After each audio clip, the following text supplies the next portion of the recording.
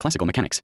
Classical mechanics, the grand old foundation of physics, the language of motion, the reason why engineers sleep soundly and astrophysicists still double-check their units. It's the branch of physics that tells you how and why things move, break, or refuse to move until you bribe them with a sufficient net force. We owe this magnificent framework to the likes of Galileo, Newton, and a handful of other geniuses who probably got hit on the head by more than just apples. Newton, bless his 17th century brilliance, wrote down 3 deceptively simple laws that explain nearly everything we see in everyday life. From why your coffee spills when you stop your car too fast to how the moon obediently orbits Earth instead of just wandering off into space. But here's where the rant begins. People take classical mechanics for granted.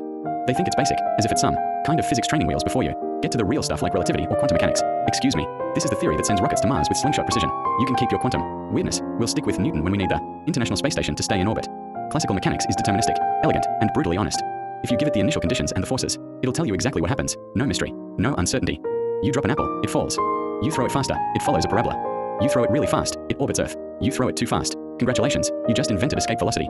It's all the same physics, just F equals ma and some geometry. Of course, we now know it's not perfect. Once you start moving at relativistic speeds or dive into the quantum realm, Newton's equations start looking like a bad approximation. But that's the thing, classical mechanics still works so well that we use it constantly. Try designing a car engine with quantum mechanics, you'll never finish. Try explaining planetary motion with string theory, you'll get tenure, but no actual answers. So yes, modern physics has expanded our horizons, but classical mechanics remains the gold standard of things that actually work.